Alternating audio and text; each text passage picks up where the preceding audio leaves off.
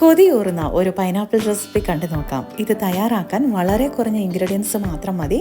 അതുപോലെ തന്നെ കുറഞ്ഞ സമയം കൊണ്ട് നമുക്കിത് തയ്യാറാക്കിയെടുക്കാം. അപ്പോൾ പൈനാപ്പിൾ കഴിക്കാൻ താല്പര്യമുള്ള എല്ലാവരും ട്രൈ ചെയ്ത് നോക്കണം. Simple and tasty grilled pineapple. ഇതിങ്ങനെ എടുത്ത് കാണിക്കുമ്പോൾ തന്നെ വായിലൂടെ വെള്ളം വരും കേട്ടോ. അത്രയ്ക്കും കിടിലനായിട്ടുള്ള ഐറ്റമാണ്. അപ്പോൾ തയ്യാറാക്കുന്ന വിധം ഒന്ന് കണ്ടു നോക്കാം. ആദ്യം തന്നെ പൈനാപ്പിളിലേക്ക് ആവശ്യമായിട്ടുള്ള മസാലക്കൂട്ട് നമുക്ക് തയ്യാറാക്കാം. ഇതിനായി ഒരു ബൗളിലേക്ക് 1.25 ടീസ്പൂൺ കാശ്മീരി മുളക് പൊടിയാണ് എടുത്തിരിക്കുന്നത്.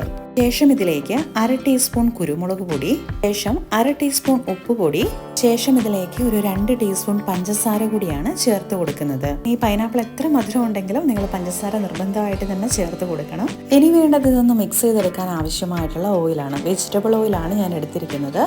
ഒരു 2 സ്പൂണ് വെജിറ്റബിൾ ഓയിൽ നല്ലതുപോലെ ഇതെല്ലാം ഒന്ന് ചാലിച്ചെടുക്കാം. ഇതിൽ ചേർത്ത് കൊടുത്തിരിക്കുന്ന പഞ്ചസാരയുടെ ഒന്നും തരി ഒട്ടും ഇല്ലാത്ത പരുവത്തിൽ നല്ലതുപോലെ ഇതെല്ലാം ഒന്ന് ചാലിച്ചെടുക്കാം.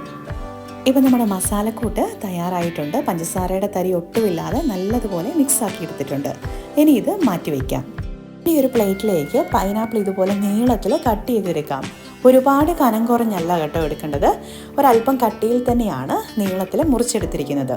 ഒരു ചെറിയ പൈനാപ്പിളിൻ്റെ നേർപകുതി ഭാഗമാട്ടോ ഇതുപോലെ നീളത്തിൽ മുറിച്ചെടുത്തിരിക്കുന്നത്.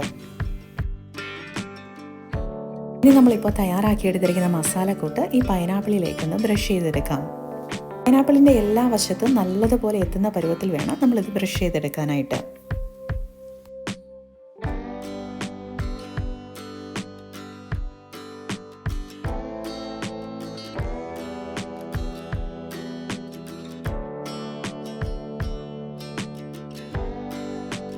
ഇപ്പോൾ ഇതിൻ്റെ ഈ ഒരു വശം ഫുള്ള് നന്നായിട്ട് മസാലയൊന്ന് തേച്ചെടുത്തിട്ടുണ്ട്. ഇനി ഇതിൻ്റെ മറു സൈഡും ഇതേപോലെ തന്നെ മസാലയൊന്ന് തേച്ചെടുക്കാം.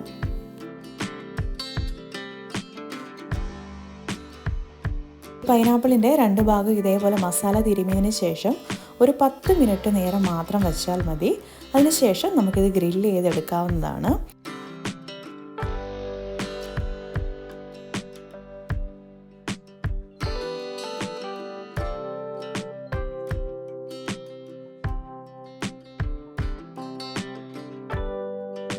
ഈ പൈനാപ്പിളിൽ മസാല മാത്രമായിട്ട് ഇങ്ങനെ തിരുമിയെടുക്കുമ്പോൾ തന്നെ നമ്മുടെ വായിലൂടെ വെള്ളം വരുവേ.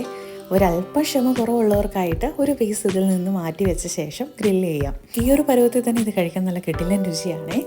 പിന്നെ ഇതിലേക്ക് നമ്മൾ ചേർത്ത് കൊടുത്തിരിക്കുന്ന ഉപ്പും മുളകും ഒക്കെ നമ്മുടെ ടേസ്റ്റ് അനുസരിച്ച് ഒരല്പം കൂടുതലും കുറവൊക്കെ വേണമെങ്കിൽ അതനുസരിച്ച് ചേർത്ത് കൊടുക്കാവുന്നതുമാണ്. ഇപ്പോൾ പൈനാപ്പിളിലേക്ക് മസാലയെല്ലാം നന്നായിട്ട് തിരുമ്മി എടുത്തിട്ടുണ്ട്. ഇനി ഒരു 10 മിനിറ്റ് മാറ്റി വയ്ക്കാം.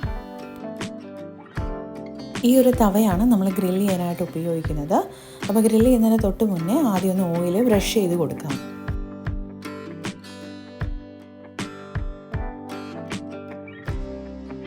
ഈ ഒരു തവ നല്ലതുപോലെ ചൂടായതിനു ശേഷം ഇതിലേക്ക് പൈനാപ്പിളിൻ്റെ ഓരോ കഷ്ണങ്ങളായിട്ട് വെച്ച് കൊടുക്കാം.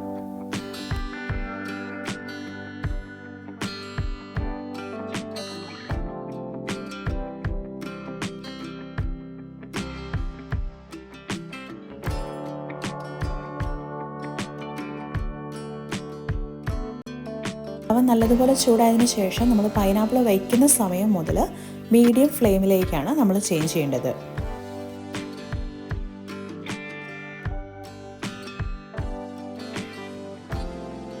ഇനി ഒരു 2 സെക്കൻഡ് കൊണ്ട് തന്നെ ഇതിൻ്റെ 1 സൈഡ് നല്ലതുപോലെ കളർ കയറി വരും. ഇനി മറു സൈഡും ഇതേപോലെ നമുക്കൊന്ന് തിരിച്ചിട്ട് കൊടുക്കാം. ഇത് തിരിച്ചിട്ട് കൊടുക്കുന്ന സമയങ്ങളിൽ ഓയിൽ ആവശ്യമെങ്കിൽ വീണ്ടും ഇതിലേക്ക് ഓയിൽ ബ്രഷ് ചെയ്ത് കൊടുക്കാവുന്നതാണ്. ഇപ്പോൾ ഇതിൻ്റെ മറുവശവും ഇതേപോലെ തന്നെ ഗ്രില്ലായി വന്നിട്ടുണ്ട്. ഇനി ഇത് ചൂടോടുകൂടി തന്നെ നമുക്കൊരു സെർവിങ് പ്ലേറ്റിലേക്ക് മാറ്റാം. പൈനാപ്പിൾ ഇങ്ങനെ മുരിഞ്ഞ് ഗ്രില്ലായി വരുമ്പോഴത്തേക്കും തന്നെ നല്ല മണമാട്ടോ. ഈ ഗ്രില്ല് ചെയ്തെടുത്തിരിക്കുന്ന പൈനാപ്പിളിലേക്ക് ടേസ്റ്റ് ഒരല്പം കൂടെ കൂട്ടാനായിട്ട് ഒരു ചെറിയ സൂത്രപ്പണി കൂടി നമ്മൾ ചെയ്യുന്നുണ്ട്. ഈ ചെറു ചൂടിൽ തന്നെ ഇരിക്കുന്ന സമയത്ത് ഇതിന് മുകളിലേക്ക് ഒരല്പം പഞ്ചസാര കൂടിയാട്ടോ തൂങ്ങി കൊടുക്കുന്നത്. ഇതുകൂടി ഇട്ട് കഴിയുമ്പോഴത്തേക്കും ഗ്രിൽഡ് പൈനാപ്പിളിൻ്റെ രുചി ഇരട്ടിയാവും കേട്ടോ. അപ്പോൾ ഇതുവരെ പൈനാപ്പിൾ ഗ്രില്ല് ചെയ്ത് കഴിച്ചിട്ടില്ലാത്തവരാണെങ്കിൽ നിങ്ങൾ തീർച്ചയായിട്ടും കഴിച്ചു നോക്കണം. നിങ്ങൾക്ക് എന്തായാലും ഇഷ്ടപ്പെടുന്ന ഒരു കിടിലൻ റെസിപ്പിയാണ്. മാത്രമല്ല ഇത് ചെയ്യാൻ സിമ്പിൾ അല്ലേ. അപ്പോൾ ഇനി ഇതുപോലെയുള്ള സിമ്പിൾ റെസിപ്പികളായിട്ട് നമുക്ക് വീണ്ടും കാണാം. അപ്പോൾ ആദ്യമായിട്ട് ഞങ്ങളുടെ ചാനൽ കാണുന്നവർ ഉണ്ടെങ്കിൽ ചാനലൊന്ന് സബ്സ്ക്രൈബ് കൂടെ ചെയ്ത് സപ്പോർട്ട് ചെയ്തേക്കണേ. ഇവിടെ തന്നെ ഈ ഒരു വീഡിയോ എല്ലാവർക്കും ഇഷ്ടപ്പെട്ടെന്ന് അറിയാം. അപ്പം മറക്കാതെ ഈ ഒരു വീഡിയോ എല്ലാവരും ഒന്ന് ലൈക്ക് ചെയ്യുക. കമൻറ്റിലൂടെ നിങ്ങളുടെ ബാക്കി അഭിപ്രായങ്ങളെല്ലാം ഒന്ന് അറിയിക്കുക. അപ്പോൾ ഇനി ഇതേപോലെ സിമ്പിളായിട്ടുള്ള ടേസ്റ്റി ആയിട്ടുള്ള റെസിപ്പികളായിട്ട് വീണ്ടും കാണാം. അപ്പോൾ എല്ലാവരോടും ബോൺ അപ്പറ്റീറ്റോ.